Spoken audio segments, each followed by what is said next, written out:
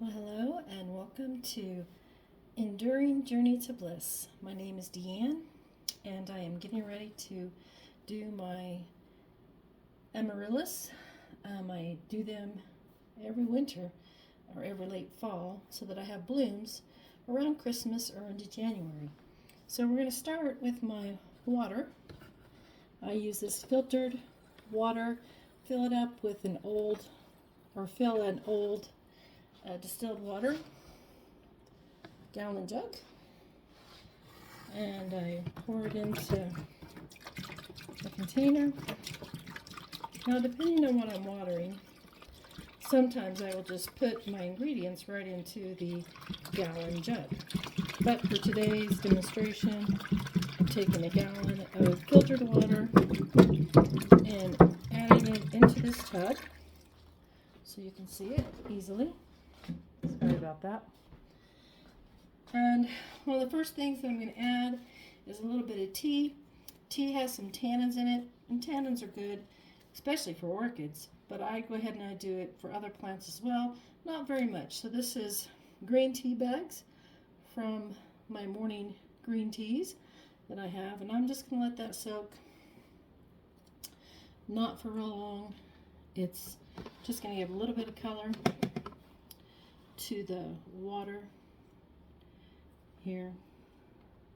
And while that's doing that, I actually add stress coat. Oh, and it's not going to read right because of the way my camera is sitting for this demonstration. But stress coat, I use it in my aquariums, and it's great to get rid of any chlorine or anything like that that you have in your water, your city water.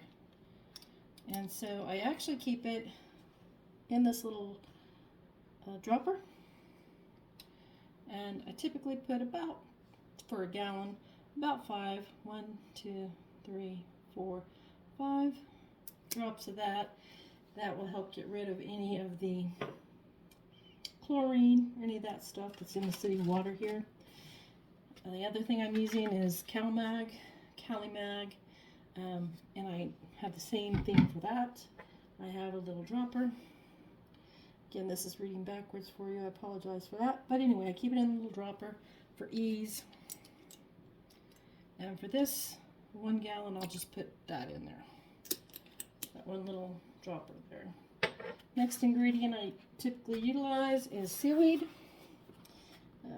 I get this big seaweed extract bottle because I use it in my outdoor garden, on my indoor plants.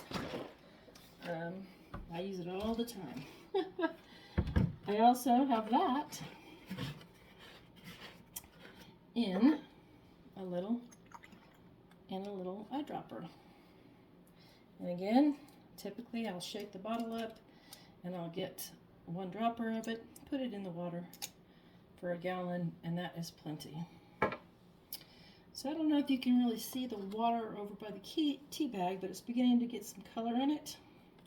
So I'll let that go a tad longer.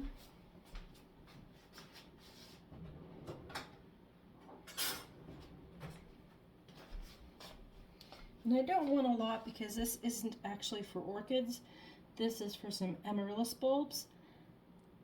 So I'll give it just a little bit longer. I'll go ahead and give it a little stir for the other ingredients, the other 3 things I added.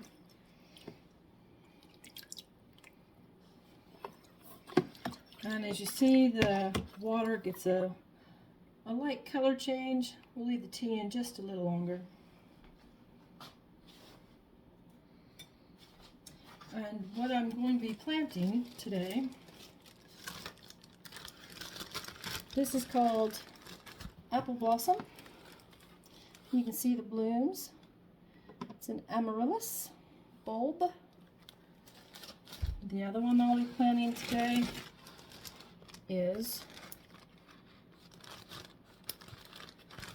this one. It's a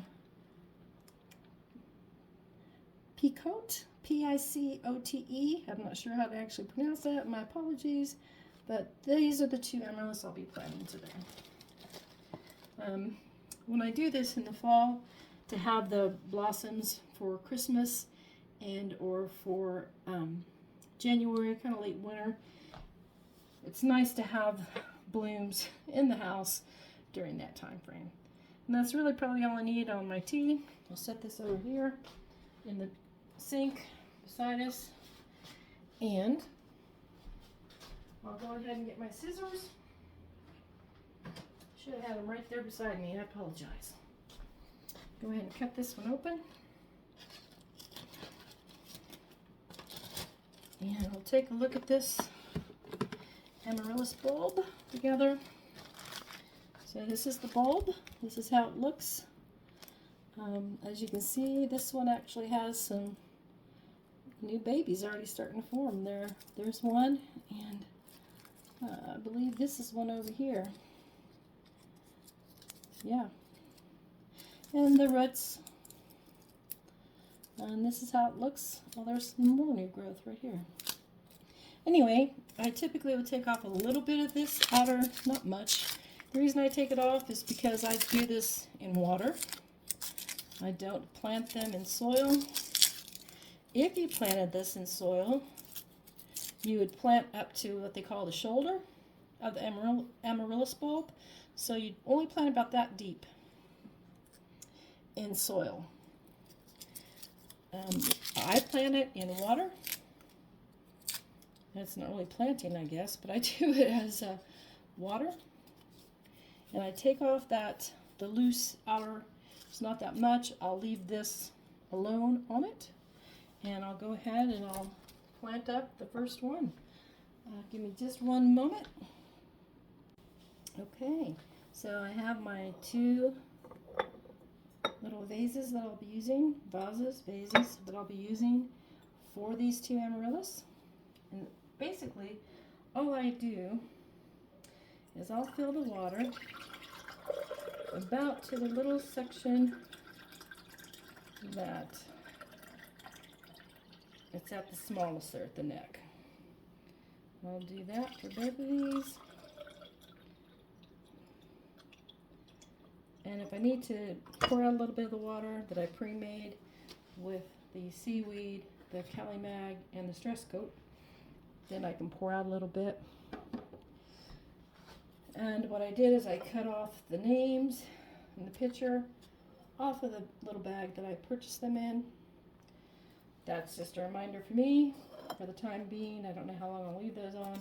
And all I do is I set this Amaryllis in. Now hopefully you can see that that bulb is just barely touching the water. In fact, I might need to pour a tad out.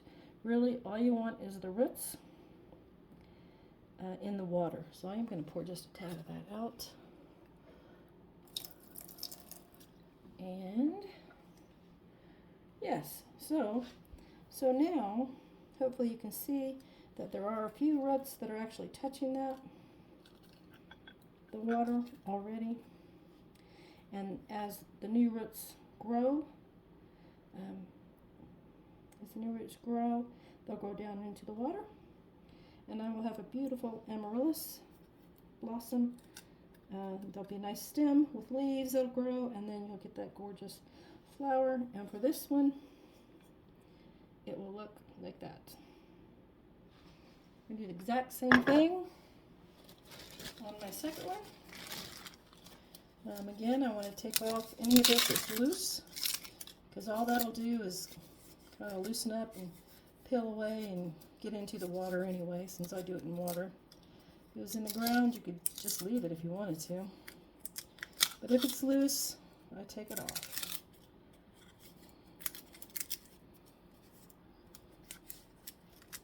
And that might be about all I'm going to get off. It's kind of like peeling an onion, right? Sometimes those layers are hard to get off. Anyway, good enough. This has a kind of longer root. I could cut that or leave it. I think for this, just going to leave it, kind of make sure it's down in the water, and that's way too deep. That's part of that is because this bulb is not quite as fat as that one. So we're just going to dump out water. And in that case, it's going to put us down below the neck, and that's okay, because it's the roots that you want reaching for the water. Hopefully you can see that. This one I dumped almost too much water out. I'm going to add just a tad. Not much at all. I don't even have to take the bulb out. Hopefully, I don't know if you can see that if I hold it or not. Just a little bit more water. It'll go down the side into the container. And that's about it. So there you have it. This one, when it blossoms, will have flowers like this. And then at Christmas or later in the year, January time frame, I'll be able to put these on my dining room table. I'll be able to put them in the living room as decorations or keep them in my kitchen area as a decoration. So that is the 2 Amaryllis bulbs that I planted today. Historically, I have done these probably for at least 12 or 15 years. I have saved the bulbs from year to year. You can do that. The last time I moved from Oregon to Colorado, I did not keep my bulbs. I gave them away as a gift to some friends. And since I've been here in Colorado, I've grown them for the last 4 years. But last year, in 2024, I left them in the water too long and I rotted the bulbs. And with so much happening with my family last year, early this year, I didn't bother with the Amaryllis bulbs in the fall. But I am again this year. This will start my collection again with these 2. So just wanted to share how I do that. Everyone have a wonderful afternoon, and thanks for stopping by. Feel free to visit again. Thank you.